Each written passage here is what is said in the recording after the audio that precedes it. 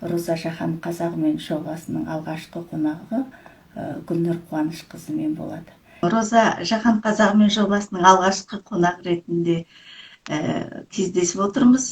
Сізді алғашқы қонақ ретінде құттықтаймын. Дубайда өмір сүріп жатсыз. Сол елдегі ерекшеліктерді, өмірлік тәжірибелеріңізді бізбен бірге бөлісіп, қандастарымызға әдемі ой салатын, жақсы пікірлер тудыратын, жақсы әңгіме болады деген үміттемін. Өзіңіз жайында таныстырып өтсеңіз. Өзім туралы айтатын болсам, есімім Гүлнұр, жасым 33-те, Дубайда тұрып жатқанымызға 6 жылдан асты.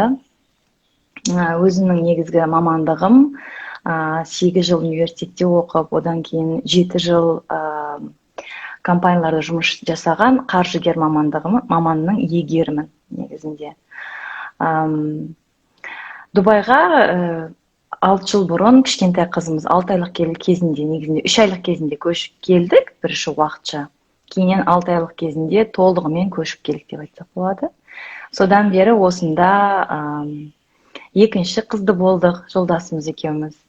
Одан кейін екінші магистратурамды оқыдым, осында әлемдік деңгейдегі ағылшын университетінде, Англияның университетінде. Сонымен қосымша өзім басында Инстаграмда жай хобби ретінде жүргізетінмін, Дубайдағы өмір туралы бөлісіп, өзімнің көзқарасыммен бөлісіп. Бірақ жақында бір осы Инстаграм жүргізуде бір өзіме әлеуметтік жоба таптым десем болады. Қызығушылығым артты. Сонымен енді дәл қазір Инстаграм мен үшін тек қана хобби емес, бұл мен үшін менің әлеуметтік жобам, және әлемге әсер етудің, өзімнің білімімді бөлісетін бір орным десем болады. Теледидардарда өзіңіздің әртүрлі пікірлеріңізді білдіргеніңізді білем. Осы сізден көп елдерде жүрген жастарымыз бар, қандастарымыз көп қой. Қазір соңғы жылдары өте көп шығады шетелдерге. Сондай мүмкіндіктер көбейді. Мен мысалы Австрияда өмір сүріп жатқан алғашқы барған жылдарымда қазақты аңсап, қазақты сағынған кезде көп болды. Өйткені ол жақта мен қазақ таба алмадым. Венада бар, бірақ басқа қалаларында жоқ еді. Болған күнде де ол жаңағы басқа ұлттардан жаңағы үйленген немесе сондай тұрмыста, бірақ андай қазақылығын жоғалтқан қандастарымызды кезіктіріп жаттым. Сондықтан біраз сағыныш та болды, әртүрлі жаңағы елге деген құрметім артты десем болады. Сөйтіп енді сізден сұрайын дегенім, сіздің қазақилығыңыз сондай керемет. Жаңағы қазақ қоғамына, халқына бірде нәрсе үйретуге деген талпынысыңызды мен сеземін. Осы қандай бір интервьюдерде болсын, қандай бір әлеуметтік желідегі өзіңіздің жүргізіп жатқан істеріңізде мен сіздің сондай бір әдемі қазаққа деген, өзіңіздің ұлтыңызға деген бір әдемі сүйіспеншілікті сезінемін. Осы сүйіспеншіліктің негізгі тамыры негізі ата-анадан, өскен ортамнан келеді деп ойлаймын. Сондықтан сіздің өскен жеріңіз, ортаңыз, өзіңіздің ата-аналарыңыз жайында қысқаша бізге таныстырып өтсеңіз. Үлкен рахмет. Мен сізбен толық келісемін. Өйткені қазақта ішіне айтпаймыз ғой біз ана тілі деп. Яғни тіл болсын, дін болсын, діл болсын, барлығы ол жаңағы анадан беріледі. Сондықтан біз негізінде ұлттыққа бөліп әкеден ұрпақ тарайды десек, бірақ ұлтжандылық немесе тіл барлығы анадан тарайтынын мен өз көзіммен көрудемін. Өйткені ана қай тілде сөйлейді, сол тілде балалар да сөйлейді. Әрине оған қоғамның қосымша ортаның әсері өте көп. Ол мектептің әсері, ортаның, достардың әсері. Бірақ туған кезде, кішкентай кезден ана тілі, ол анадан беріледі, ананың сүтімен беріледі дейді ғой. Мен өзім тумам Шымкент қаласына туып өстім. Анам негізі қазақ тілінің мұғалімі, қазақ тілі мен әдебиетінің мұғалімі. Содан әкем де, анам да үйде біз барлығымыз тек қазақ тілінде сөйлеп, қазақ қазақ әдебиетінің бүкіл кітабын оқып шықтым деп айтсам көп емес, артық емес. Өйткені мен кішкентай мектеп кезінде облыстық, қалалық қазақ тілі және әдебиеті олимпиадаларының жеңімпазы болғам. Өзімнің бірінші орын естеп, өзім қазақ тілінде қатты қазақ тілін жақсы көретінмін. Және өтірік емес, негізінде университет қабырғасына түскеннен кейін, содан кейін қаншама ұлттық компаниялар жұмыс жасасақ та, бүкіл ілім ұлттық компания қазақ группасында оқысам да, қазақ тобында оқысам да, қазақ компанияларында жұмыс жасасам да, бүкіл құжаттар орыс тілінде болды, әдебиеттердің бәрі орыс тілінде болды. Біз тек орысша оқыдық, соны тек қана қазақша жазып айтып бердік. Жұмыста да орысша хат жазамыз, соны тек қана қазақшаға аудару деген секілді, оны арнайы аудармашылар аударды. Сол барысында негізінде мен қазақ тілінің деңгейін түсірдім десем болады. Енді мектеп бітіргенімізге шамамен 16-17 жыл болып жатыр. Сол 16-17 жылда мен мектеп кезіндегі қазақ тілін қолдану әдісі, қолдану үрдісі және қоршаған ортам азайды деп айтсам болады. Неге? Өйткені оқу бітіргеннен кейін мектептен кейін орыс тілге ауыстық. Толығымен барлығы орыс тілде болды. Одан кейін мен шетел компаниясында жұмыс істедім, одан Дубайға көштік. Енді орыс тілі қолданыс аясынан шығып, тек қана ағылшын және қазақ тілі болып жатыр. Отбасымызда ғана біз қазақша сөйлесеміз, отбасымызда, жолдасыммен, балаларыммен. Былай жұмыс барысында барлығында енді өзіңізде солай ғой, ағылшынша сөйлесеміз. Сол кезде кейде біз жаңағы сөз аясында сөздік қордан кейбір сөздердің шығып кететін әдісі болады. Солай қыздарыммен де тырысамын қазақ тілінде тек сөйлесуге. Бірақ мектебі мысалы ағылшын. Олар кішкентай кезден ағылшын балабақшасына барады, ағылшын мектебіне барады. Бүкіл алып жатқан ілімдерінің бәрі ағылшын болғаннан кейін мен тырысамын, қазақша сөйлеймін, қазақша сөйлес деп айтамын оларға. Олар білет, түсінет, кейде автоматты түрде ағылшынша сөйлеп кетеді. Осы кезде біз бұрын ойлайтынбыз жолдасымыз екенбіз. Неге осы қазақтар қазақ тілін білмейді? Қалайша білмеуге болады? Әке-шеше судыратып қазақша сөйлеп тұр. Қалай баласы білмейді, орысша сөйлейді деп ойлайтынбыз. Яғни адамды болмайды ғой ешқашан. Өйткені сен білмейсің оның басында қандай оқиға. Сол секілді кейде біздің өзіміздің қыздарымыз да автоматты түрде ағылшынша сөйлеп бастайды. Біз қинаймыз қазақша сөйлеуге. Әрине, Гүлнұр ханым, менің де сондай тәжірибем бар.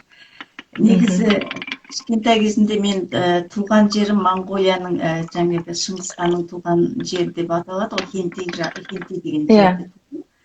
Сол жақта туғаннан кейін ол жерде моңғолдардың ортасында өстім.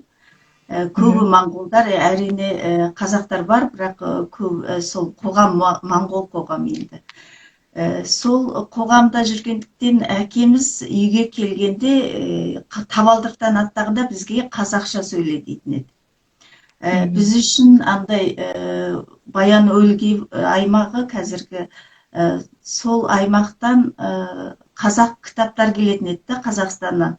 Сол әдеби кітаптар, әртүрлі журналдар, сол кездегі менің бала кезімдегі жұлдыз журналдары, немесе көп әдеби қазақша кітаптар келетін еді. Сол кітаптарды жаңағы ағадарымыз, сол Баян Өлгейде тұратын ағаларымыз арқылы, бізді почта арқылы жіберетін еді. Сол кітаптарды бізге оқитын еді, бізге оқытатын еді. Сөйтіп, қазақ тіліне деген немізді оятып кеткен осы әкем деп ойлаймын. Қазір мен де сол нені үйде қолдануға тырысамын. Үйде балаларды қазақ тілінде, бізбен қазақ тілінде сөйлесуге тырысамын. Және осында Польшада қазір студенттер көбейді соңғы жылдары. Сол студенттермен көп араластырамын балаларды енді. Сол ұлдарды жігіттермен, қызымды қыз студенттермен осында оқып жатқан. Солармен араластырып кішкене тілдің несін жаңағы шеңберін үлкейтуге тырысамын да. Бірақ қазіргі ковидке байланысты олардың сабағы онлайн өтеді ғой. Негізі мектептен үйге келгенше олардың недері өзгеретін еді. Жол бойында мен үйге бара жатып автомат түрде андай қазақшаға ауатын еді да. Қазір онлайн болғандықтан олар жаңағы сабақтан кейін де үйде болғандықтан ағылшынша сөйлеп кетіп жатады араларында. Біздің қазір билингвал классында халықаралық мектепте оқиды. Сондай бір қазір проблема бар, ағылшын тілімен араластырып кетіп жатады. Сөйлеп жатып қазақша сөздерін де ұмытып жатады. Негізі енді көбінде не көруге тырысамыз, андай видеодар көрсетуге қазақша, аптасында болмағанда бір рет бір қазақша фильм ба бірдеңе көрсетуге тырысамын. Бізде бірақ осында бір проблема бар. Негізінде басында менің кішкентай қызыммен дос табатын кезде бізде қазақтар қазақша білмейді, өкінішке орай. Және ол тура сондай Қазақстанда жас балалар қазақша онша ойнамайды, қазақша бір-бірімен сөйлеспейді. Менің үлкен қызым Қазақстанға барған кезде айтатын: "Мама, мен Қазақстанның тілін үйренгім келеді" дейді. "Сен Қазақстан тілін білесің ғой." "Қазақ тілі" десем, "Жоқ" дейді. "Мен Қазақстан тілін білмеймін" дейді. Сосын жаңағы орыс тілді балаларды көрсетеді. "Міне" дейді, "олар орыс тілде сөйлейді Қазақстан" дейді. Яғни біз Қазақстанда, Алматыда болсын, бір жаңағы мейрамханаларға барамыз, балалар ойнайтын арнайы парктерге, жаңағы бақшаларға барып паркте ойнасақ, барлығы бірмен балалар орысша сөйлейді. Менің қызыма да келіп орысша сөйлейді.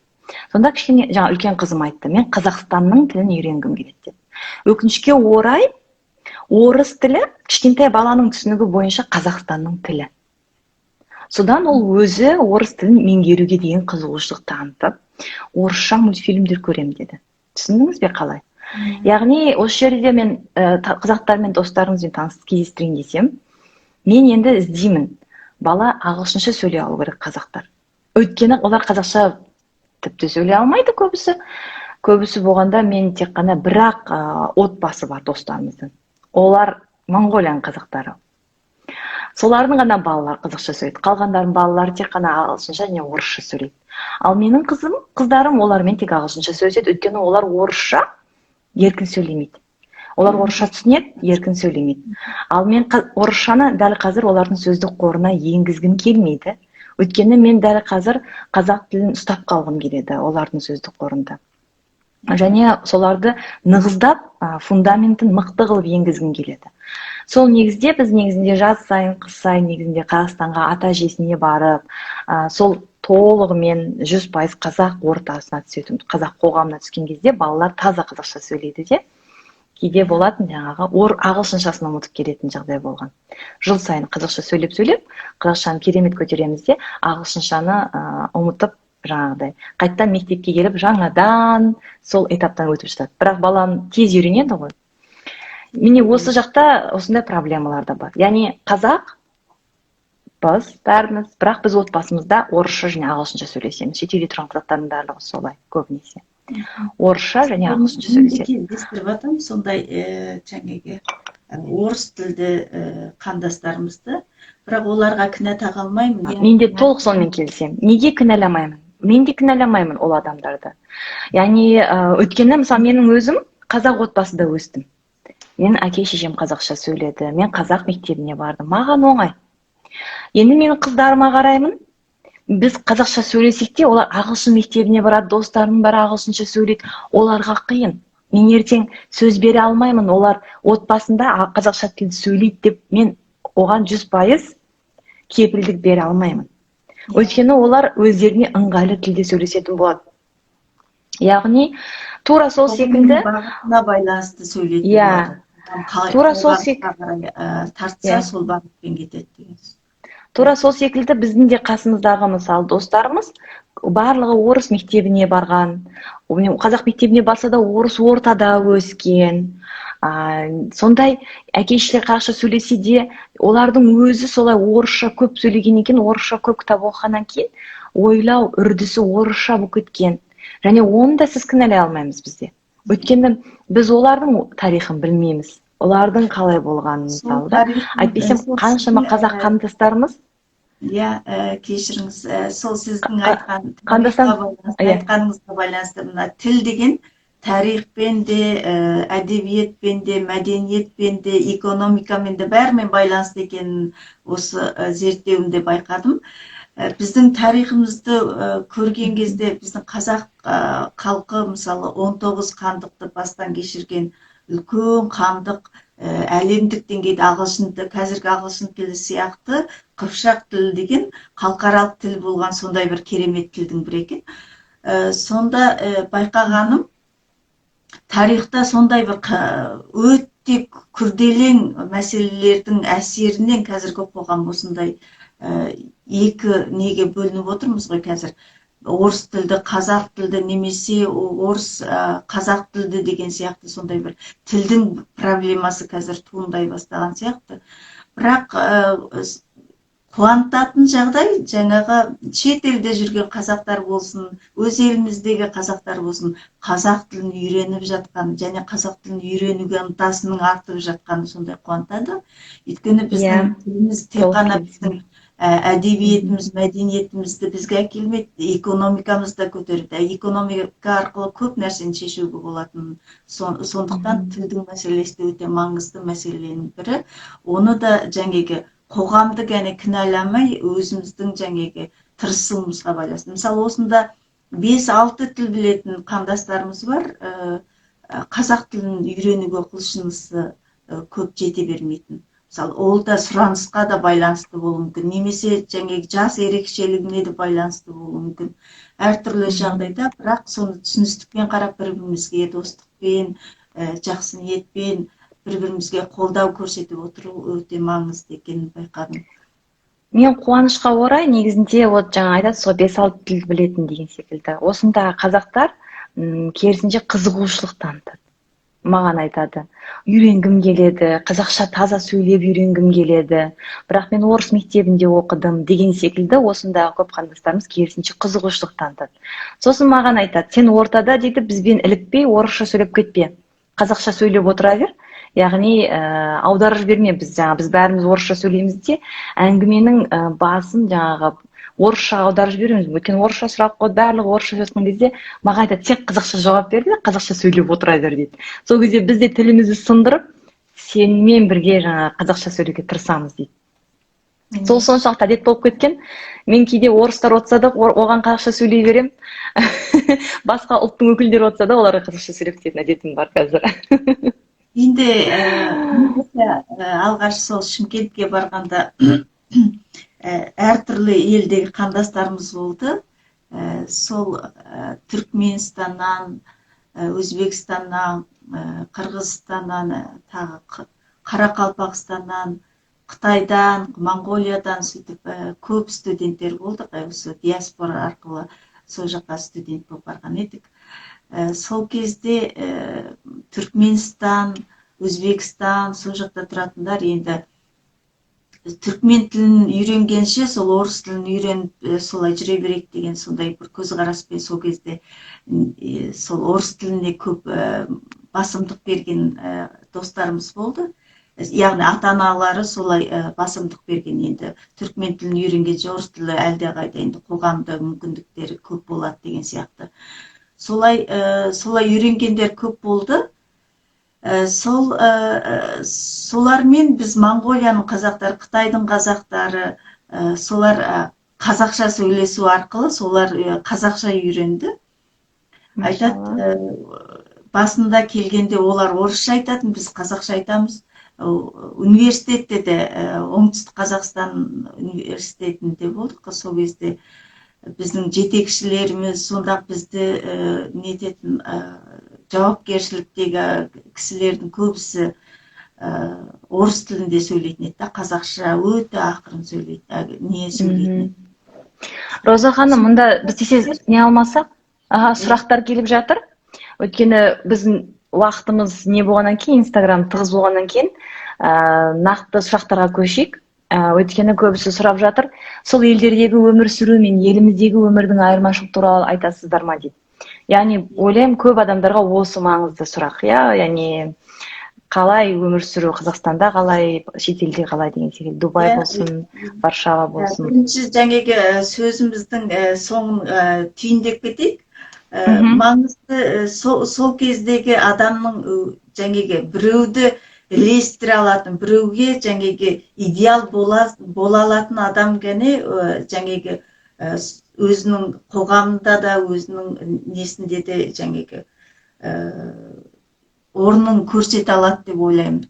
Сондықтан біреу орысша сөйледі екен деп сонымен орысша сөйлеп кетпей, сол қандасымызға көмектесіп қазақша сөйлеуге тырысқан әлдеқайда жақсырақ деп ойлаймын. Иә. Әйтсе де мен негізі сенемін, ұлтжандылық ол тек қана тілде емес деп, яғни көп ұлтжан қазақтарды білем, орысша сөйлейді, бірақ қазақша білмейді. Бірақ олар ел Қазақстан деген кезде, қазақ деген кезде жүрегі кәдімгідей лүпілдеп соғады деген секілді да. Бірақ елде де көп кезіктіремін сондай ұлтжанды көп. Өте ұлтжан, бірақ қазақша білмейді. Бізде тоғыстыратын сол бір-бірімізге деген қазақ деген ат ғана бір-бірімізді сондай жақындастырады, бір-бірімізге сондай түсінсеміз. Ол орысша айтады, мен қазақша айтамын, бірақ бір-бірімізді кәдімгі апалы сіңіл сияқты, аға, әпке, қарындас сияқты сондай бір жақындастырады. Бізді тіл ғана не дегеннен аулақпын жаңағы. Дұрыс, сізбен толық келісемін. Аулақпын. Өйткені олардың ар жағында, сол жүрегінің түбінде бір қазақтың үлкен бір несі жататыны бәрібір көрініп тұрады. Бірақ егер қазақ тілінде тағы да сөйлеп үйренсе, ол нұр үстіне нұр болар еді деп бітірген дұрыс секілді. Яғни мүмкіншілік болса, өзіне ғана емес қой, өзін сыйлату деген бір не бар. Мысалы, осы жақтарда айтады, сіздер орыстың несіндесіздер, немесе сіздер орыс тілдесіздер дегенде, жоқ, мен қазақ тілдімін, бізде қазақ тілді деп солай нетіп атам. Сондықтан әркімнің өзінің тырысуына байланысты сол. Мысалы, мені Роза деп танымайды, мені бір қазақ деп, қазақстандық деп таниды да. Сондықтан соған лайықты сол елдің құрметі болады да. Сондықтан толық келісемін. Өзінше тырысқан дұрыс, Ал жаңағы сұрақ келді ғой бізге, жаңағы Дубай Біріккен Араб Әмірліктеріндегі, енді жалғыз Дубай емес та, енді сол елдердің сіз көп қыдыратыныңызды білеміз. Сол жалпы араб елдерімен Қазақстан, өзіміздің елімізді салыстыру, сол елдердің айырмашылықтар туралы тағы айтып өтсеңіз. Мен біріншіден салыстырғым келмейді Қазақстан мен Біріккен Араб Әмірлігін, өйткені олар салыстыруға жатпайтын елдер деп сенемін. Екеуінің орналасқан жері де, кейбір мәдени ерекшеліктеріміз де ондай қатты салыстыруға келмейді. Мысалы, Біріккен Араб табиғатын алсақ та, Біріккен Араб Әмірлігі шөлде орналасқан болса, Қазақстан қандай керемет, жап-жасыл, кең байтақ еліміз, жеріміз. Ал экономикасын алатын болсақ, ол мүлдем басқа тақырып. Сондықтан мен егер оңай болу үшін сұрақты нақтырақ қойсақ, өйткені мен салыстырғым келмейді екі елді. Ол салыстыратын болсақ, сала өте көп. Қай жағынан салыстырамыз? Экономика жағынан болсын, дін жағынан болсын, ұлтжандылық жағынан болсын. Бірақ осы жерде мен тек қана бір нәрсені айтқым келеді, басқа қазақтарға мүмкін бұл қызық болады тақырып. Бұл жақтағы біз арабтардың саясаты туралы айтқым келеді. Өздерінің қандастарының деңгейін көтеру бойынша саясатын айтқым келеді. Яғни мұнда өте, мысалы, бизнес ашатын болсаңыз, сізде міндетті түрде бұрын 51% араб кіру керек сізбен бірге. Яғни олардың деңгейін көтеріп қойған. Яғни тағы да басқа фризонларда ашуға болады бизнесті, бірақ сонда да араб өздерінің ұлттарының деңгейін өте жақсы көтеріп қойған. Бұл бір. Екінші, оларда жаңағы армияға бару болсын, жұмысқа алу болсын, басқа да жағдайлар болсын, міндетті түрде ұлтты белгілеп өздерінің халқын көтеруге жағдай жасалынады. Тіпті жұмыс барысында да, жұмысы деген кезде де. Яғни, осы елдің азаматы болу керек деп бір позицияның жанына жазып қояды. Яғни өздерінің халқын жұмыспен қамтамасыздандыру, олардың әлеуметтік жағдайын көтеру бойынша осы сұрақтарды өте жоғары көтереді. Өз кезегінде кез келген шеттен келген азаматтар, шетел азаматтары біз секілді, біз барлығымыз осы елдің азаматын қатты құрметтейміз. Неге? Өйткені сол деңгейге мемлекет көтеріп қойған. Аз ғана өзінің жаңағы ұлтындағы адамдарды жақсы деңгейге, оларға білім беру, оларға әлеуметтік көмектесу, яғни білімді барлығын көтеріп, сонымен қатар кейін жұмыс басты қылу, сонымен қатар туылған балаға жаңағы шоттарына ақша салу деген секілді қаржылай көмек болсын, басқа да көмек болсын, халықтың жағдайын жасап қойған. Яғни оларды ешқашан сіз қара жұмыс жасап жатқанын, немесе қызмет көрсету саласында көрмейсіз. Өйткені олар ол қызмет көрсету саласы болсын, басқа қара жұмыс салаларынан басқа елдерден қара жұмысшыларды шақырады. Сондықтан да өзінің ұлт деңгейін жақсы көтеріп қойған, әлемдік деңгейде өздерінің ұлтын. Мен ойлаймын, бұл өте жақсы деп, яғни саясат деп. Мен сол үшін өте қадірлеймін, құрметтеймін бұл саясатын. Одан кейін екінші айтатын жағдай, ойымды жоғалтып алдым. Бұл жақта, яғни экономикалық жағынан жақсы жағдайлар көтерілген, өте барлығы комфорт, өте үлкен комфортта. Көшелерде мысалы сіз мас болып жүрген адамды, орынсыз темекі шегіп, яғни темекі шегетін арна орын ғана бар, сол жерге тастайды. Яғни балаларға бала тәрбиесінде бір жаман үлгі болатын адамдарды көрмейсіз деп айтуға болады. Маған сол жағынан өте қатты ұнайды. Яғни наркоман болып, немесе көшеде әдепсіз қыз бен жігіттің арасында әдепсіз жағдай, немесе тіпті кинотеатрға барған кезде сондай әдепсіз теледидардағы болатқан әдепсіз жағдайлардан қиып тастайды. Оларды да кіргізбейді. Сондай қатал жаңағы қатаң ережелер бала тәрбиесі үшін өте қолайлы деп ойлаймын. Яғни көшеде жаңағы мас болғанды көрмейді. Мысалы біздің достарымыз бар, Европада, жаңағыда, немесе Канадада, Америкада тұрған. Олар айтады, жаңағы қаншама жақсы аймақ, керемет жаңағы райондарда тұрсақ та, көресіз көшеде наркоманның жатқанын дейді, алқаштың жатқанын, немесе жаңағы сондай бір қайыршылар өте көп дейді. Бұл жақта біз шын айтқан кезде қайыршыларды көрмейсіз, отырған қайыршы жоқ.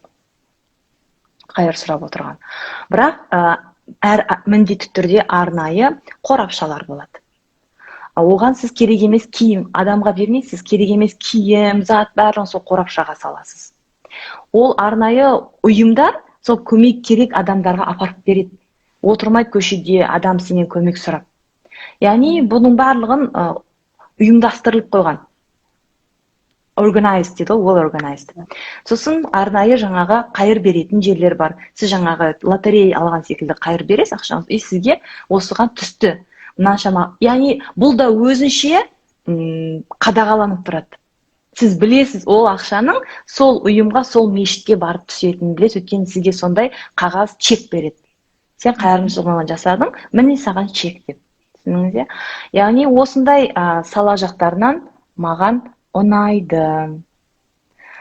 Сосын өте күшті тақырып, өйткені жаңағы елдің қандай болуы сол үкіметтің жаңағы қалай жүйелендіріп қойғанына байланысты. Мысалы, Европа елдерінде көбісі, Америкада болсын, жүйелендіріп қойғанда, мысалы, қоқыс алғышы болсын. Алғаш мен, мысалы, Астанадан Австрияда барып, сол жаққа өмір сүре бастағанда, Австрияның өзінің недері өте андай жазаларда үлкен, одан кейін нелерде өте дисциплинді халықта. Сондай халықтың ішіне барған кезде әрбір қоқта металды металға, пластикті пластикке, тамақты басқа неге сөйтіп бөлудің өзі маған өте ауыр келді. Мысалы, ол жерде жазалар қаншама. Мысалы, менің бір танысым бар еді да, Анасы сол жерде тұратын еді. Сол анасының үйіне бара жатып, машинаның артына үйінен қоқты алып шыққан ғой. Анам үйіне бара жатырмын, анам үйінің қоғына сала салам деп. Апарып сала салғанда, сөйтсе, ана көршісі суретке тартып алып, полицияға берген да, сөйтіп 300 евро жаза келіп тұр дейді да. Бұл не десе, сіз өзіңіздің емес, басқа кісінің, өзінің туған анасының үйінің несі да, бірақ соны айтады да, сіз басқа сіздің қақыңыз болмаған бір қоқсалғышқа келіп салғаныңыз үшін деп. Сондай жаза кетті да. Мысалы, сондай өте не да, халық қандай, неге үйреніп қалған. Мен мысалы ішім пысқан кездерім көп болды. Мысалы, ол жерде жаңағы өте анандай дисциплин болған кезде біз енді еркіндікке, кең далаға үйреніп қалған халық болғандықтан сондай бір үйренуге қиын жағдайлар көп болды. Ал екінші жағынан сол киім мәселесінде, мысалы бізде сол киім болсын, қолданған бір нәрсемізді біреудің ықтияжына керек болып жатса, соған берейік деген бір немесе олардың бізден ала салайық деген недер тумайды ғой. Мысалы, осында соңғы жылдары Түркиядан, одан кейін осы араб елдерінде қазір шетелдіктерге және тұру құқығы сондай шектелген, біраз қыса бастағандықтан көшіп келген пакистандықтар көбейіп кетті осы Польшаның өзінде. Түркиядан көбейіп жатыр. Соларды мысалы ешқандай жаңағы ұялмайды андай.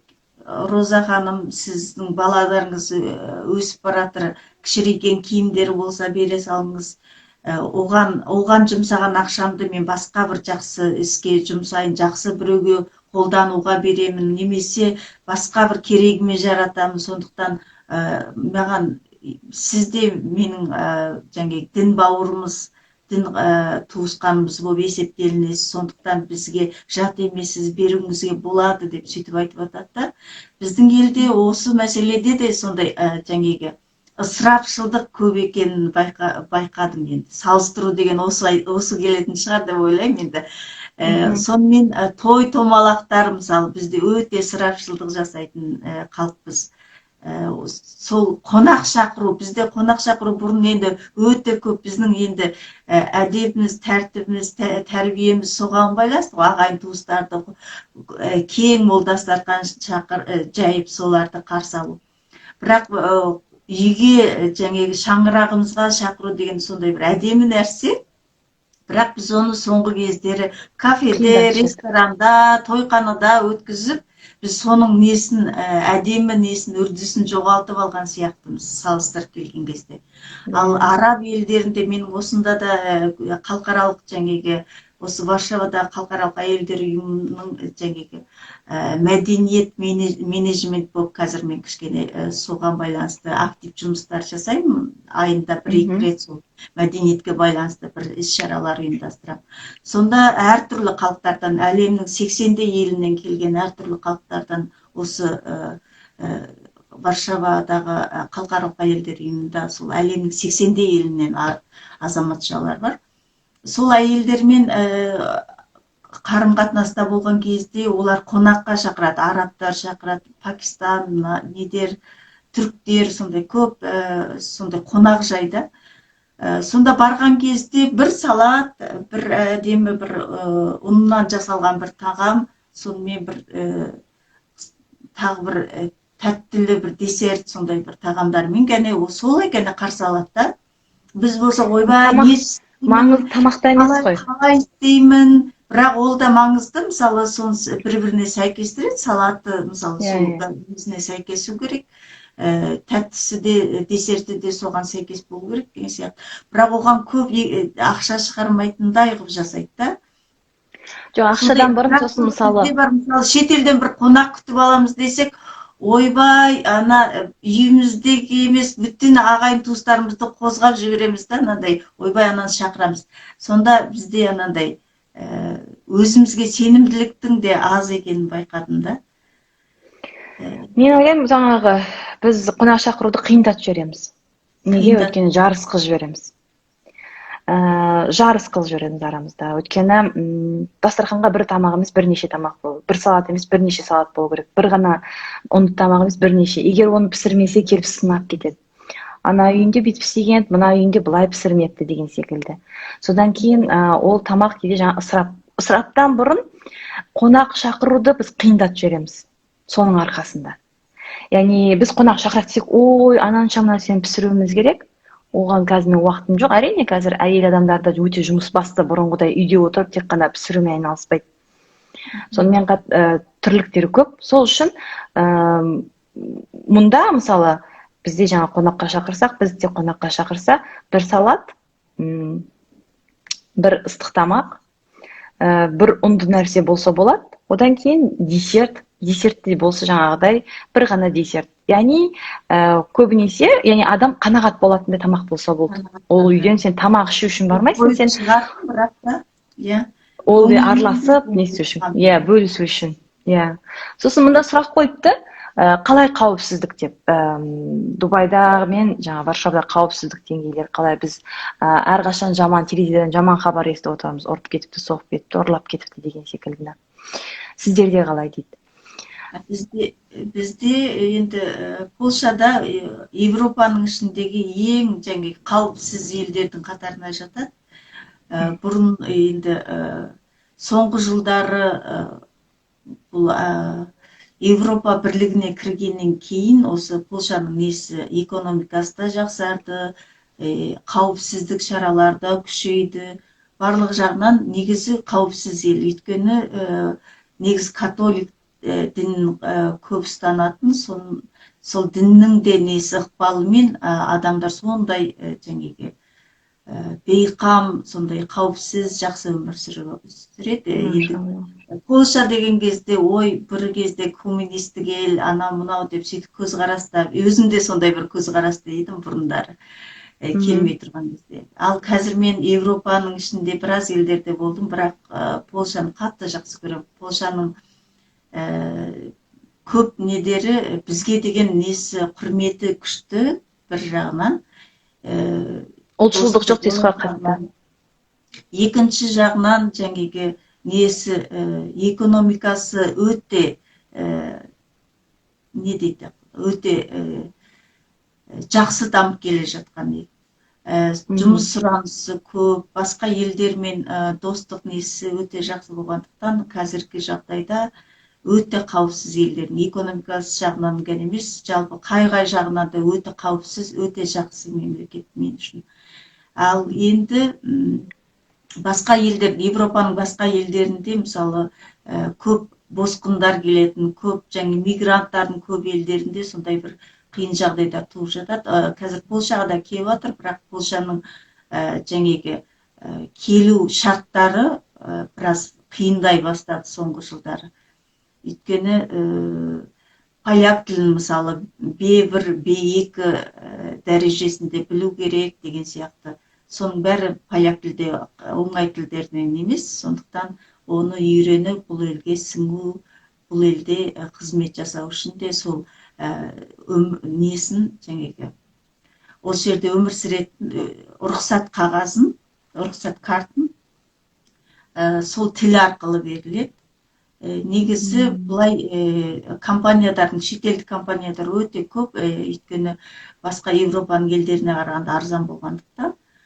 Соған байланысты жаңағы қалай айтса болады, ағылшын тілділерге мүмкіндіктер бар. Дубай туралы айтатын болсақ, бұл қауіпсіздік жағынан негізі шынымен өте жоғары мемлекет қауіпсіздік жағынан. Бұл жақта көшеде ешқандай полициялар, милициялар тұрмайды, яғни жол ережесін бақылап, тексеріп. Мұнда барлығы тек камерамен. Ережені бұздыңыз ба, камера сізді түсіреді де, сіздің шотыңызға ақшаны жаңағы чекті салып жібереді, болды. Мұнда жаңағы көшеден полицияны тоқтатып, тексеріп, құжаттарын ақтарып, онда ешқандай кездестірмедік қаншама жыл бойы. Екінші жағдай, әрине адам өмір сүргеннен кейін, әртүрлі адам болғаннан кейін, кейде әрине ондай жаман оқиғалар барлық жерде болады. Мұнда да болады. Жаңа ұры-қары түсіпті деген секілді нәрселерді. Бірақ салыстырмалы түрде проценті өте төмен деп айтсақ болады. Ондайды өте жиі көп естімейміз. өте сол жағынан өте қатты. Содан кейін бұл жақтың жазалау шаралары өте қатаң. Жаңағы өте қатаң, әсіресе шетелдік азаматтар болсын, және бұл шариғат бойынша жүрген дегеннен кейін бұл жақтағы жаңағы рөлде ішіп отырғаннан кейін болсын, мысалы арқаға дүре салу немесе жаңағы штрафтардың өзінің құнының үлкендігі барлығы әсер етеді деп ойлаймын. Сондай қауіпсіздік жағынан жақсы. Сол неге байланысты былай айтқан кезде қауіпсіздіктің бір несі, мысалы Польшаның президенті бізбен бірге рахат, мысалы көшеде жүре алады, немесе дүкеннен бірге барып, мысалы тағамдар алуға бірге жүріп жүреді, сол жерде ешқандай несі жоқ. Соған қарағанда өте қауіпсіз елдердің бірі. Бірақ бүгінге дейін сол әкімдер, сондай недер сол халықтың ортасында жүреді. Қарапайым өмір сүреді. Енді бүгінге дейін ондай бір не болған жоқ. Бұл жаңағы үлкен әкімшілік қызметте мынау сондай қарапайым жұмысшы, анау деген андай бөлінбейді. Бәрі біргелкі өмір сүреді, бір не жағынан, адами құндылық жағынан. Негізі мен соңғы кезде мынандай сөзімнің соңынан айта кетсем, Қазақстаннан алғаш осы 4-5 жыл бұрын алғаш бір алдында андай 10-нан 15-тен ғана студенттер келетін еді. 4-5 жыл бұрын жастар көп келді. Алғаш болып бір 40-та 50-де студенттер келді. Солар үйге келгенде айтады, Роза апай дейді, ректорымыз бізбен бірге түскі аста болды ғой дейді да, әңгімелесіп, біздің достарымыз сияқты қасымызда отырды да, сол маған қатты қызық болды. Біз мектептің директорының өзін біз көрсек қорқып сыртынан қашатын едік, андай-мындай деп сөйтіп айтып отыр да. Сонда ол да бір қызық болды. Үйренетін нәрсе де көп сырттан. Мен осы бірнеше күн бұрын сол пост туралы жазғам, осы туралы, осы жердің шейхі, Дубайдың шейхі, яғни өзі машинасын айдап, молдарға, сауда орталықтарына машинасын кәдімгідей қарапайым біз секілді қалдырып, сол ресторандарға кіріп тамақ ішіп, немесе жаңағы болашақ шейх, жаңағы баласы Ханзаданың өзі де сондай бір кәдімгі адамдардың өмірде былай видеоға түсіріп отқанын көріп жатамыз. Яғни мұның бізбен бірге дастархандасып отыр, көрші үстелде отыр деген секілді видеолар өте көп. Сонымен қатар Англия болсын, басқа жер болсын, яғни қарапайымдылығын өте ұстап қалған. Бұл өте жақсы деп ойлаймын. Сосын бізде қазіргі тенденция пайда болған, сәл-сәл Қазақстанда тұратын азаматтардың ішінде. Яғни біз шетелде тұрғаннан кейін біз Қазақстанның жақсы жағында өте көп білеміз. Сондықтан мүмкін біз елді сағынғаннан кейін жақсы жағын көргіміз келетін шығар, білмедім мен неге екенін.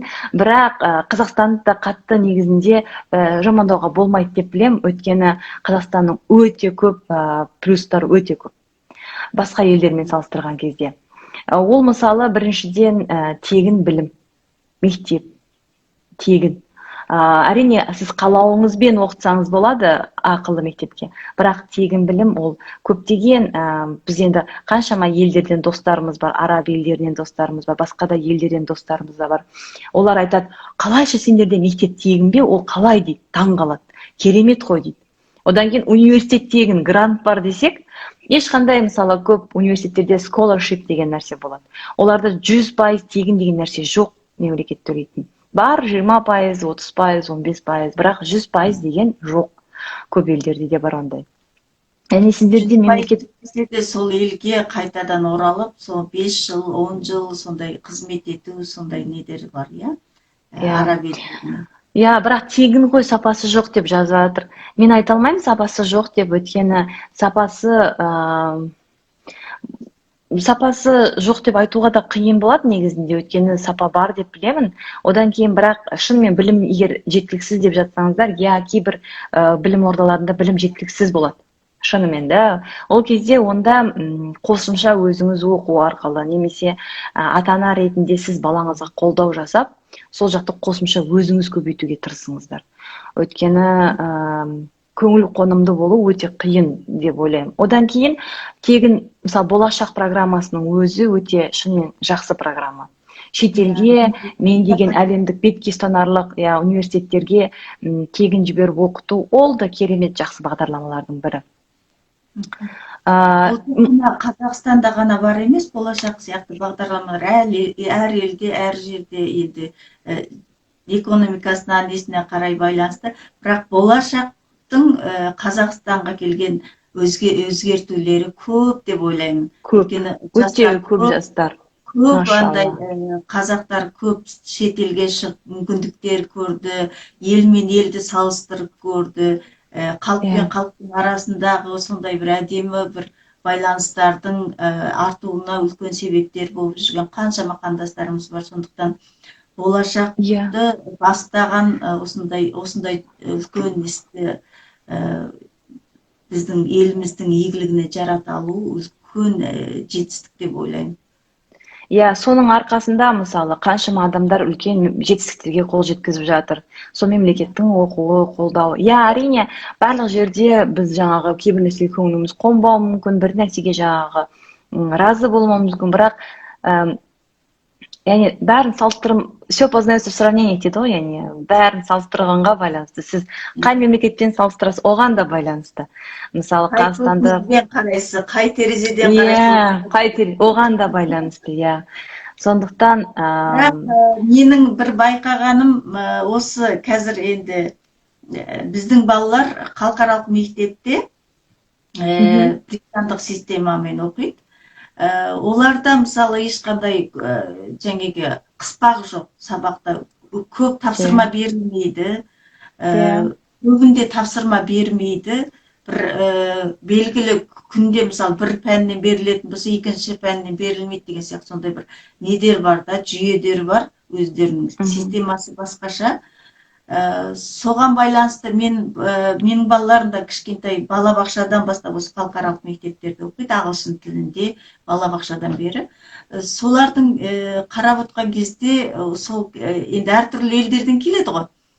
Мына Индиядан келген, Украинадан келген, немесе Беларусь соғысаған елдерден келген жаңағы сол елдердің елшіліктер, Польшадағы елшіліктерде жұмыстайтын көп ата-аналар жаңағы шағым түсіріп жатады. Балаларымыздың білім сапасы бізді қанағаттандырмайды деп. Ал басқа елдер рахатта, Европаның басқа елден келгендер рахат жүреді да, көңілі толымды жүреді, бірақ оларды көңіл толмайды. Баламыздың білім сапасы әлі санай алмайды, немесе әлі оқи алмайды баламыздың. Бұл деген бұндай система қызық екен деп сөйтіп жатады. Бірақ алғашқы мысалы бір 3-ші классқа дейін бала андай ойнаумен, сондай бір рахат, релакс өмір, сабақтың несін ойынмен үйретілетін болғандықтан балалар сондай сүйіспеншілікпен барып, сүйіспеншілікпен қайтады. Сондай үй тапсырма көп болмайды. 3-ші класстан кейін оларға көбінде кітап оқу. Ол міндетті андай ағылшынша, полякша мұғалімдері, мысалы 2 аптада бір кітап, үлкен кітап болса 1 айда деген сияқты сондай кітаптар көп оқыттырады балаларға. Мен ойлаймын, сол кітап оқыту балалардың несін, білімін арттырады деп. Ал бұлай енді оны ата-аналар өздері мысалы көңіліміз толмайды, бұл сол жүйе сондай анау-мынау деп. Сіз Гүлнұр ханым айтып отырсыз, бала кезімізде мысалы қазақ әдебиетін көп оқыдым деп.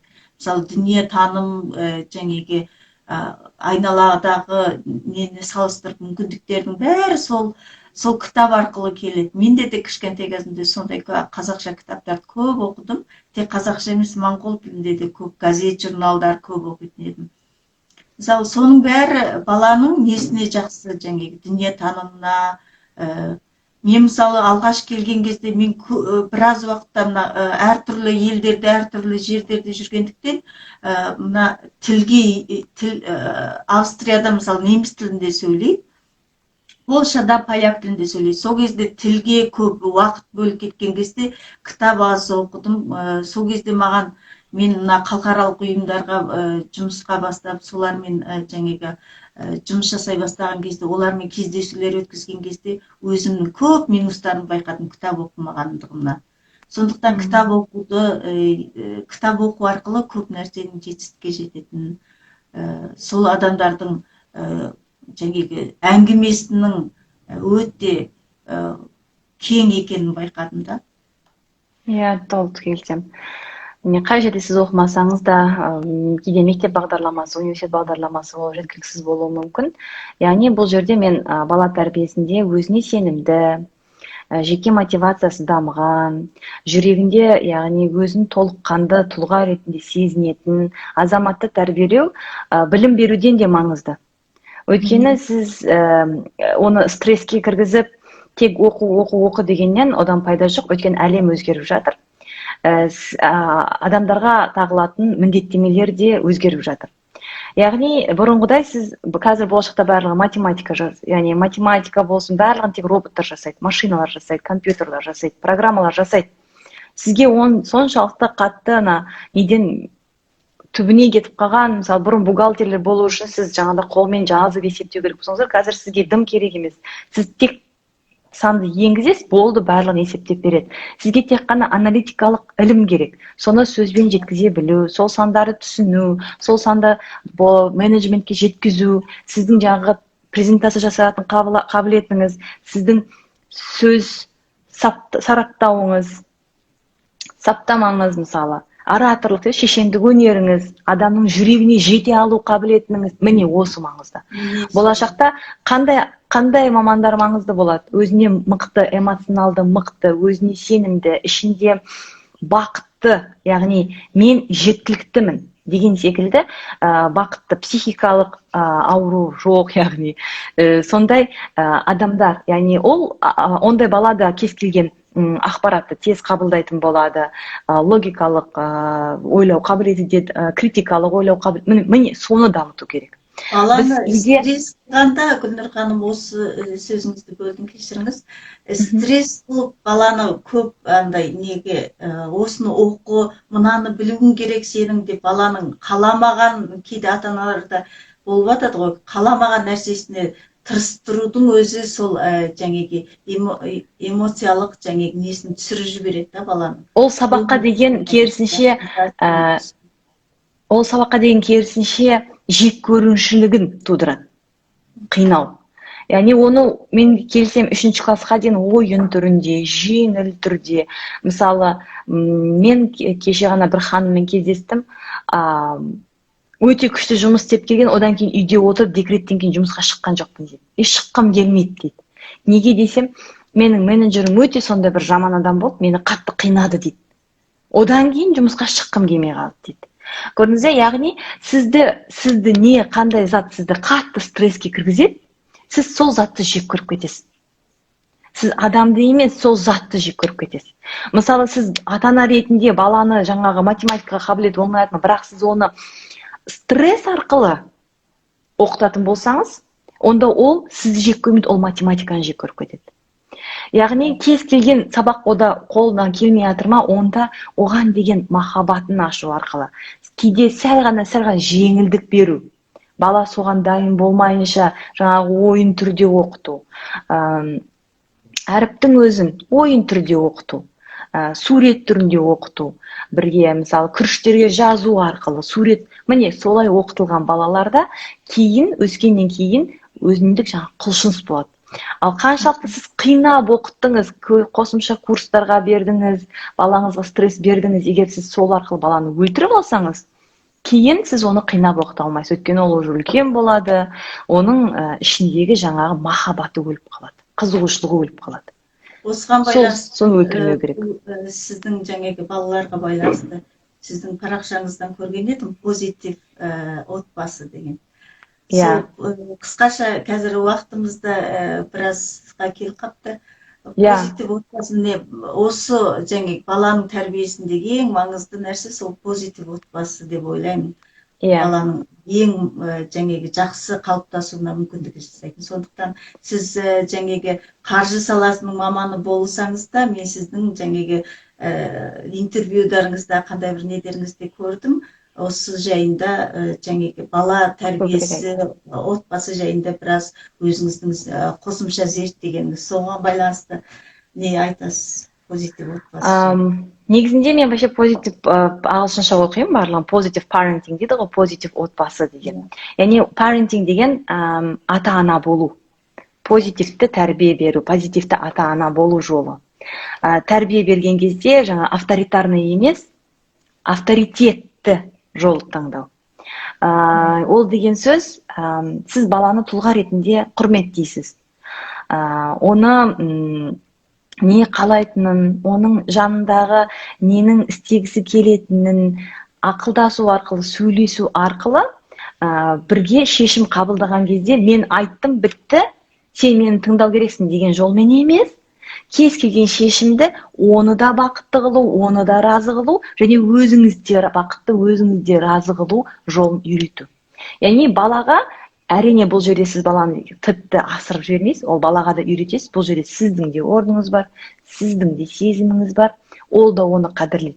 Неге қалай кезде бала сіздің де орныңызды, сіздің де сезіміңізді қадірлейді? Сіз баланың орны мен баланың сезімін қадірлеп бастаған кезде ғана. Оның орнын қадірлеп бастаған. Яғни ол үйде, мысалы өзіңіз ойлаңызшы, сіз үйге келдіңіз, сіздің үйде бір әлі күнге дейін сіз 30-дасыз, 40-дасыз, бірақ сіздің үйде бір мамаңыз емес, папа отыр да әлі сол авторитет, мен не айттым, соны істейсің. Мен мына тамақты же деймін, сен осы тамақты жейсің. Мен мынаны ки деймін, сен мына үйде, мына жерден шығасың, мына үйге келесің. Сөйтіп әлі тақылдап отырған адам болса, мысалы сізге қандай қиын ол. Ол үйден мысалы сен тез-тез кетіп қалуға тырысасың, да? Сол секілді кішкентай балада ол тұлға. Жас деген жанда жас болмайды деп сенемін. Кішкентай бала туылған кезде айтпайды, мен кішкентай баламын деп отырмайды. Ол өзін 2 жастан бастап мен тұлғамын дейді. Менмін деп бастайды. Соған байланысты мен Гүлнұр ханым тағы айтайын. Австрияда алғаш барған кезде, өзім жаңа тұрмысқа шығып, жаңа барған кезім, көрші Австриялы андай немересін ертіп алып, әйел немересін ертіп алып, күнде таңертең кетеді. Оларда мысалы кешкі 10 дегенде барлық үйдің андай жарықтары өшеді. Таңертең 5-те, 6-да оларды аяқта тұрып жүріп жүреді. Сол бізде жолдасым екеуміз таңғы намазға тұрған кезде оларды сол әңгімелесіп, нетіп жүретін еді. Бір күні қарасам, андай әйел, алғашқы күндерде ғой, машинаға баласын отырғызып алған байқамағанмын, бірақ әйел сөйлеп баратыр да, өзінен өзі сөйлеп баратыр да. Бала кішкентай ғой, енді 2 жасында толмаған бала. Әйел көп машинаға отырғаннан бастап сөйлеп баратыр, машинада отырып алып кетіп баратыр, сөйлеп баратыр. Бұл қалай өзімен өзі сөйлесетін адам ба деп қоямын. Енді ол кезде енді мынандай көп қолданбайтын еді ғой, микрофон недерден. Сөйтіп таңғалып отырған бір кезде қарасам, артында кішкентай бала Максикозда отыр екен да. Сол кезде ойладым, баланы жаңа кішкентайда бізде көп сөйлеспейміз ғой баламен. Мен өзім баламмен туылғаннан бастап сөйлесем, қызым. Міне сол туылғаннан бастап сөйлесу. Туылғаннан бастап сөйлесу, баланың жаңағы рухы тыңдап, бала түсінбейді, бізде сөйтіп атады ғой, мына түсінбейді, кішкентай деген сияқты. Ал мен қазір енді ортамына да байланысты шығар, біздің балалар ешқандай қабыл етпейді, өзінің бір тұлға ретінде қабылдап алған. Біз енді менің тәрбием бір басқа болғандықтан, мен кейде өзімнің немді айтқан кезде жоқ, яғни сіз орныңызды біліңіз деген қосағын. Енді үйтіп айтпаса да, андай несінен, эмоциясынан, несінен байқап отырам да, әңгімесін былай нетіп. Енді әдетті түрде былай нетіп айтады, ана кешіріңіз, мен бұны қалаймын. Менің бұным өзіме ұнайды деген сияқты. Енді ол дұрыс жол ғой. Кешіріңіз, ана деп айтып айту. Ал сізге жаңағыдай. Мен мысалы, жоқ балам, бұны былай істеуіңіз керек деп сөйткен кезде. Жоқ, ана кешіріңіз, мен бұны былай қалаймын дейді. Соның кейін өзімді андай тежей бастаймын да, міне деп. Міне осы кішкентай кезден Кішкентай кезінен ол баланың сезімін сұрамағаннан, оның не қалайтынын сұрамағаннан, сен кішкентайсың, сен не білесің, сен кімсің деген секілді, сен тұлға емессің, сен тым түсінбейсің деген секілді. Айтып тұрмын ғой, жан, бізде жан бар ғой, жанда жас жоқ, менің өзім түсінуім бойынша. Жанымызда жас жоқ. Біз жанымыз әрқашан, мысалы 80-дегі шалды айтады, мен әлі жаным жас. Кеше бір құрбылармен кездесіп дейді, жаңа әкем айтты дейді да, бір құрбым айтады, 80-де дейді, әкем айтты дейді, қызым, мен саған салса менің жаным әлі жас, сенмен бірге ұшып әлем теріп кететін едім, бірақ мына құрғыр дене көтере алмай жатыр, жаным денемді көтере алмай жатыр, денем менің жаңағы 80-де екенін білдіртіп жатыр дейді.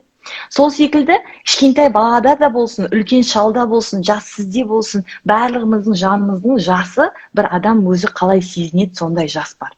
Кішкентай балада егер сен кішкентайсың, сен ақымақсың, сен дым түсінбейсің, тек сен деп айтатын болсаңыз, ол өзін қай жасқа дейін сіз солай тәрбиелейсіз, сол жастан кейін ол сол сезім қалып қалады. Ал егер сіз кішкентай кейін сен тұлғасың, нені қалайсың, бірақ сен шекараны түсіндіресіз да бұл жерде, өзінің ғана қатысты нәрсені. Бірақ кейде біз өзіміз шектен шығарып аламыз. Бала сізді басқарып келе жаздайды. Сізге жаңағы өзінің, сізге мен осылай айттым, сіз солай істеңіз, мен мынаны қалаймын деген секілді сіздің шекараңыз өтіп кеткен кездер болған кезде, жоқ дей керек. Стоп. Бұл жерде мен қаламаймын. Сен қалап тұрсың да мен қаламаймын. Деген секілді балаға да тек қана өзінің шекарасы емес, жұрттың түсінігін, жұрттың сезімін, қасындағы адамның да қадірлей үйрету керек. Қоса кетейін, өйткені осы әңгімеңізге байланысты позитив дисциплин дейді да. И вот, позитив дисциплин өте керек. Мысалы, бізде ұрсып әкетеді, өзімізде бар ғой, бала кезімізден келе жатқан. Болмайды, анау бақырып кетеді, немесе жаңағы өзінің несін ұстай алмай жатады да. Соған байланысты сіз қалай ойлайсыз? Осы әңгімеңіздің баршасында соны да қосып айта кетсеңіз. Мысалы, әке-шеше болғаннан кейін, біз үйде, мысалы, әке-шеше болғаннан кейін бала білу керек деп ойлаймын. Кімнің үйде шешім қабылдайтын, өйткені ашық сөйлесу керек балалармен. Біз сендердің әке-шешелеріңбіз, және біздің жауапкершілік бар. Бізде Алла алдында сендердің тәрбиелеріне, сендердің денсаулықтарыңа деген бізде жауапкершілік. Яғни ол жауапкершілік сізде. Бала әлі білмейді өзін қай уақытта ұйықтау керек екен, қандай тамақтың жеу керек екен қазір. Спортпен айналысу керек екен. Яғни ондайды бала әлі біле бермейді. Осы кезде әке-шешенің қолдауы керек. Ол айтпайды, бала сен тұлғасың, сен өзің білесің. Қалаған уақытында барып ұйықта, қалаған уақытында ойна, қалаған уақытында же тамақты деген болмайды. Міне осы жерде дисциплина. Ол дисциплинаны сіз де ұстанасыз. Сіз де сол уақытта азында тұруыңыз керек, сіз де ерте ұйықтауыңыз керек, сіз де дұрыс тамақтануыңыз керек. Тәтті жемей дейсіз бе, онда тәттіні дастарханға сіз қоймауыңыз керек. Тәтті жеуге бола ма, онда дұрыс тәттіні алуыңыз керек. Яғни қанты жоқ деген. Яғни ол дисциплина тек қана балаға емес.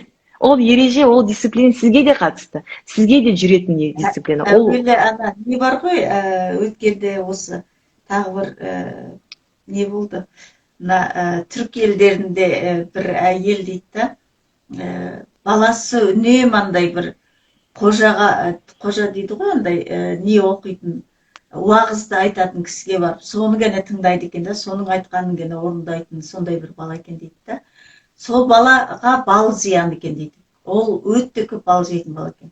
Сөйтіп, сол кісіге барған ғой, жаңағы уағыз айтатын кісіге барыпты да, шешесі сізді ғана тыңдайды, балам айтып берің, сіз айтсаңыз қояды, бал жеме деп айтыңызшы деп. Сөйтіп ол кісі айтыпты, 40 күннен кейін келіңіз деп. Балаңызды алып 40 күннен кейін келіңіз деп. Сөйтіп 40 күннен кейін барған кезде балаға сен бал жеме, саған бал зиян деп. Сөйткен кезде ана бала қойып кетіпті да, бірақ сол кезде әйел таң қалыпты да, неге сол мен айтқан кезде айтпай 40 күн күттірді осы сөз, жалғыз аға осы сөзді деп. Сөйтсе 40 күн бойы ана кісі сол балаға айту үшін 40 күн бойы өзі де балды жақсы көретін кісі екен, бірақ балды жемеген екен да. 40 күн өзі жемегеннен кейін барып балаға айтқан үшін бала айтыпты, содан кейін неге жаңағы сіз ерте айта салмадыңыз деген кезде. Міне балаңыз орындап тұр ғой, өйткені мен 40 күн осыны өзім тыйдым, содан кейін балаға айтқаным үшін бала соны қойды деп. Сол сияқты алдымен өзімізді тәрбиелеп, алдымен бала тәрбиелейміз деп сөйтіп нетіп кеткеннің орнына өзімізді тәрбиелеуіміз көбірек не болу керек сияқты деп, содан бір сондай классика жанра дейді ғой, оның барлығы солай айтылып жатқан нәрсе. Ол мысалы бұрыннан сөйледі ғой, қазақтарда айтқан сондай, баламды тәрбиеле, өзіңді тәрбиеле деген секілді. Сондай нәрсе ғой негізінде. Немесе анасын, шешесін көріп, қызын ал, әкесін көріп, ұлын деген, немесе оқ жонар деген. Қазақ мақал мәтелінің бәрі жаңағы әке көрген оқ жонар деп. Мақалдың ішінде барлық жаңағы бір үлкен тәрбиені бір мақалдың ішінде сыйдырып кеткен халық қой негізі.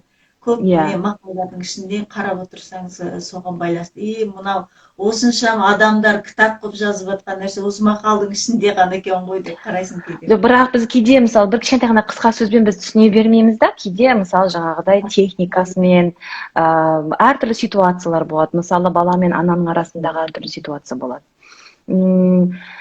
Кейде жаңағы баланың ананы тыңдамайтыны, немесе ананың балаға критиканы көп айтуы, қабылдамау деген секілді нәрселерде оңай айта салған.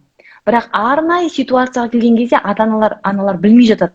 Қалай сол ситуациядан шығу керек екенін білмей жатады. Бұлай жалпылама айтқан кезде мен түсінемін, білемін дейді. Бірақ мынандай нақты ситуация бар. Осындай нақты ситуация келген кезде мен не істеймін дейді. Міне осындай кездерде, яғни жаңағы бала психологы болсын, басқа болсын, сол ситуацияларға дұрыс шығуды көмектеседі. Ол негізінде оған да қатты байланысты емес, дисциплинаға да байланысты емес. Негізі ол баланы дисциплинаға да тәрбиелеу керек, бірақ шектен шықпау керек. Баланы қорқыту арқылы, манипуляция арқылы емес, шындығымен айту керек.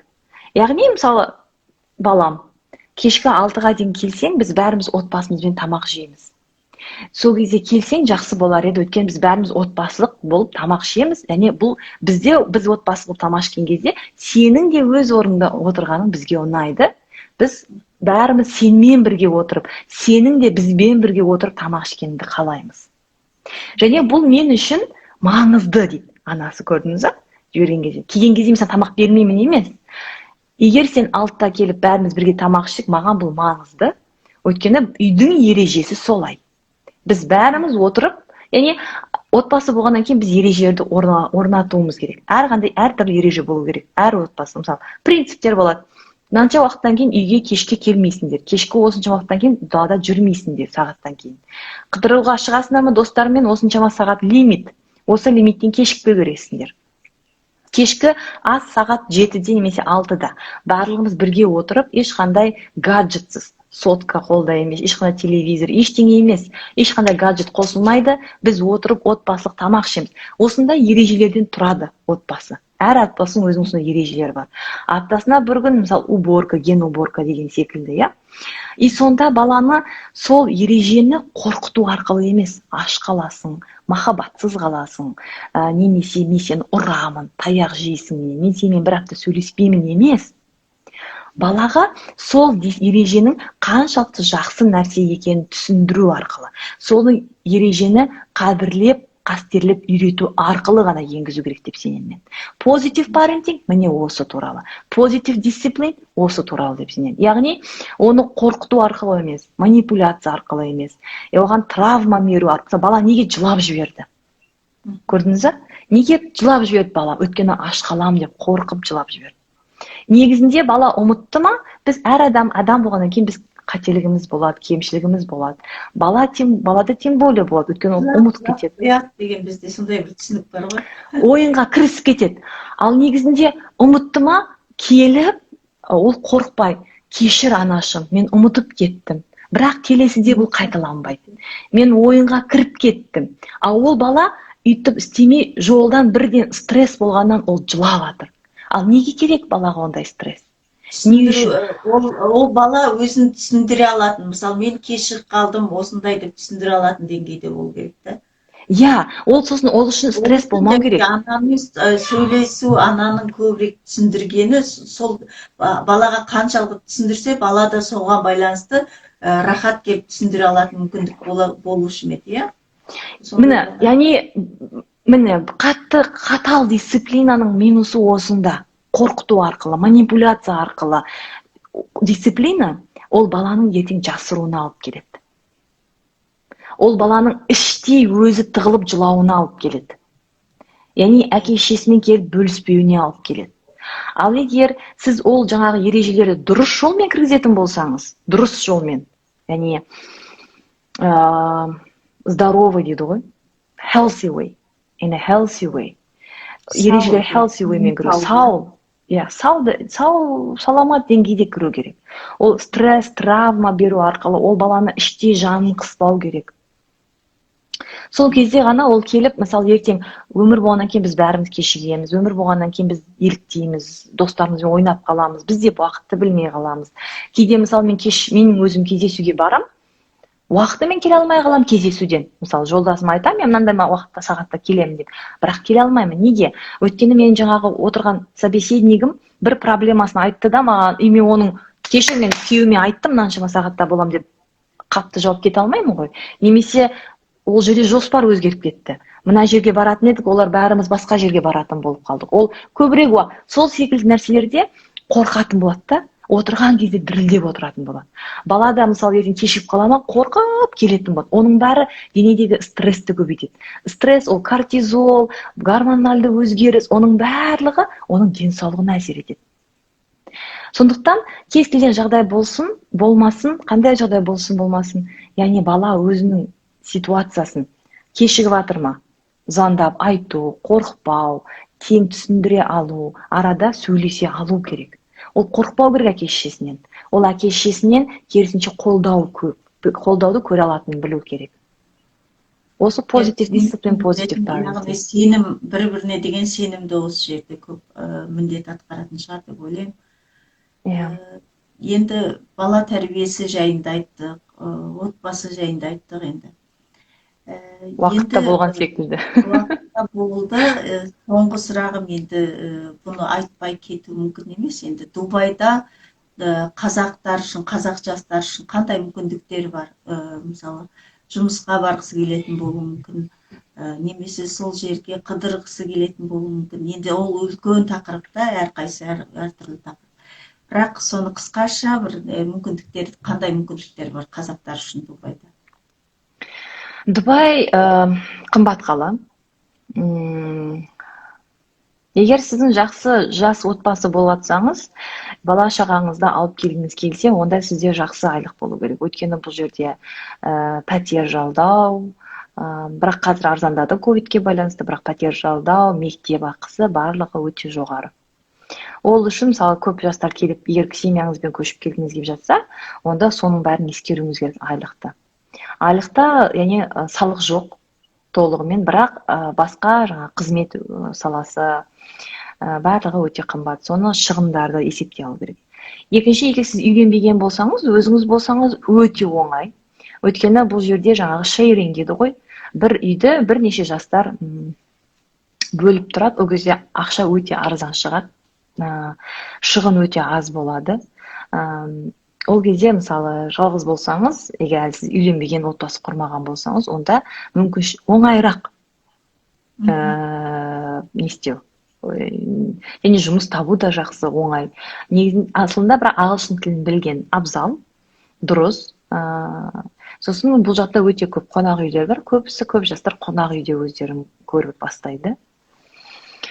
Бизнес бастайтын болсаңыз, алдын ала сіздің бизнестен тәжірибеңіз болғаны және өзіңіздің қаражатыңыздың болғаны абзал.